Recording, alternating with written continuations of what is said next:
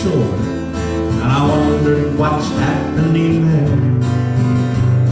A young man was running from in that direction. He stopped just to catch his breath.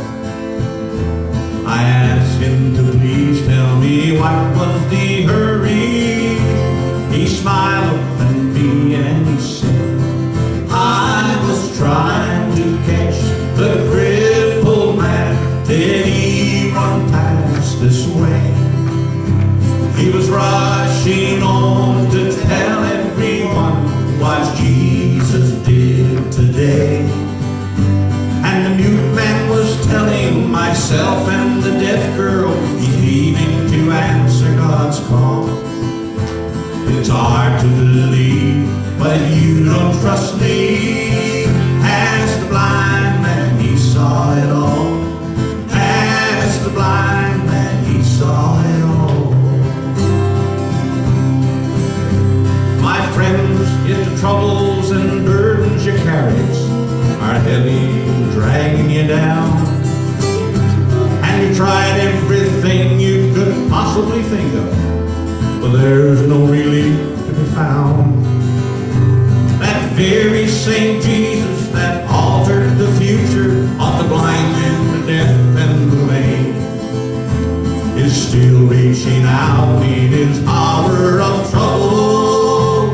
One touch and you're never the same. I was trying to catch the crippled man. Did he run past this way? He was rushing on to tell everyone what Jesus did today.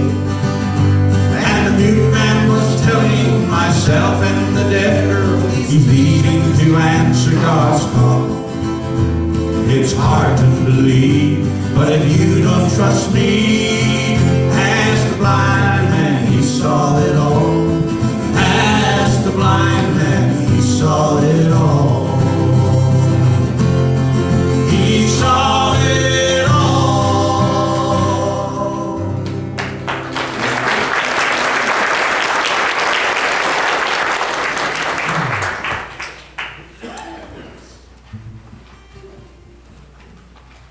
We've all heard some pretty funny things said about television evangelists sometimes. And I'm not here to defend all of the television evangelists that are out there and the radio folks and you know, there's people whose ministries take different shapes and forms.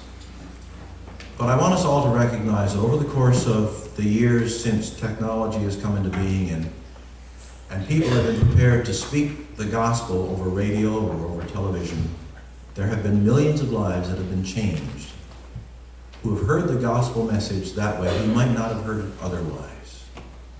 Well, I'm not saying there's not crooks everywhere, even in the church. But I'm saying that in the midst of all that, let's not throw the baby out with the bathwater. There are some diligent, faithful men and women of God who choose to use radio, television, printed word to share God's gospel. They need our prayers and they need our support.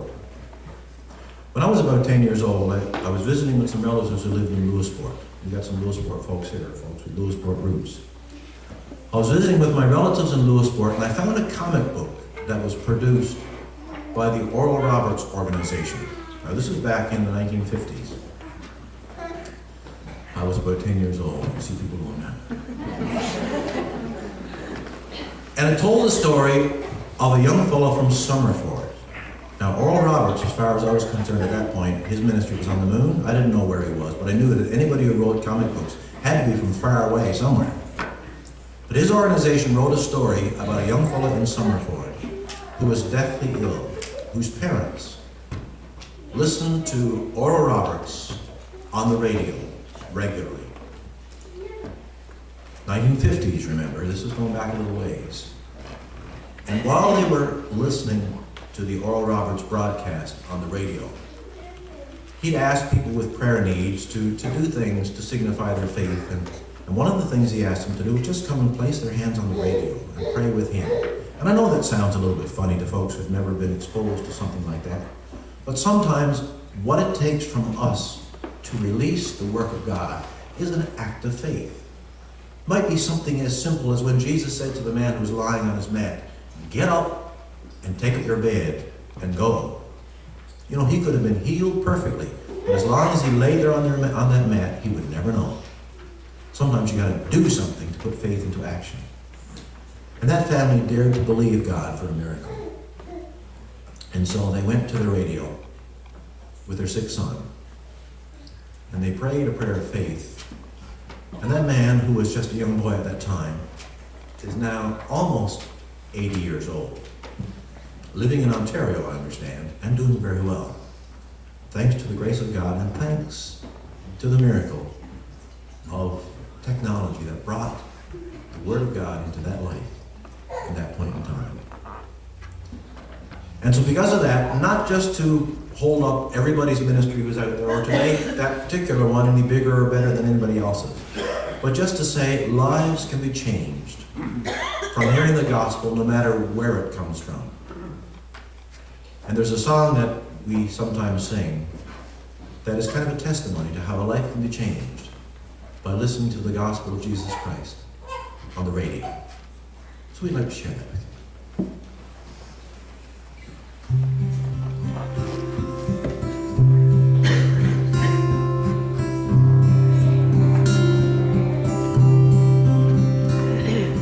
Jesus loves me, this I know, for the Bible tells me so,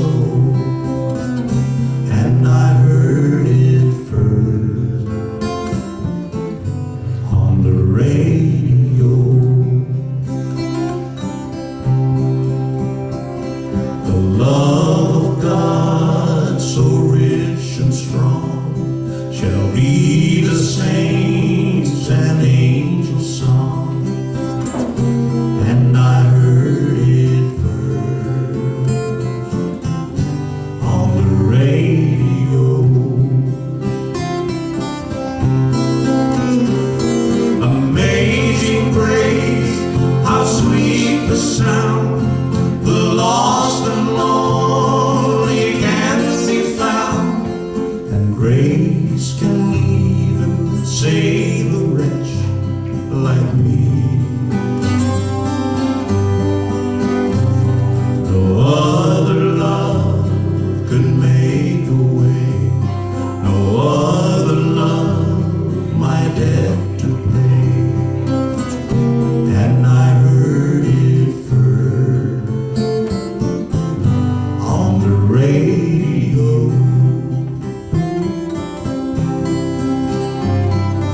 Needing refuge for my soul, when I had no place to go, and I heard it first on the radio.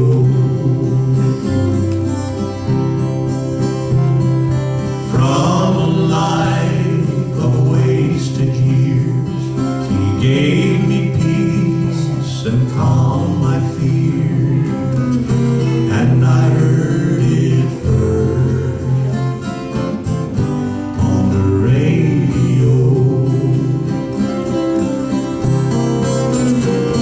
Had I not heard, where would I be without His love that lifted me when I was lost and nothing else would help?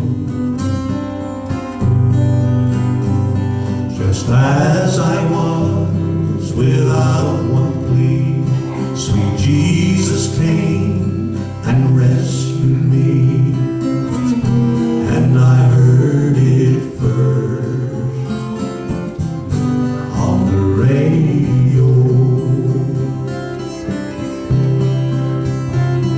Alas, and did my Savior bleed, that captive spirits could be free, and I heard it first on the radio.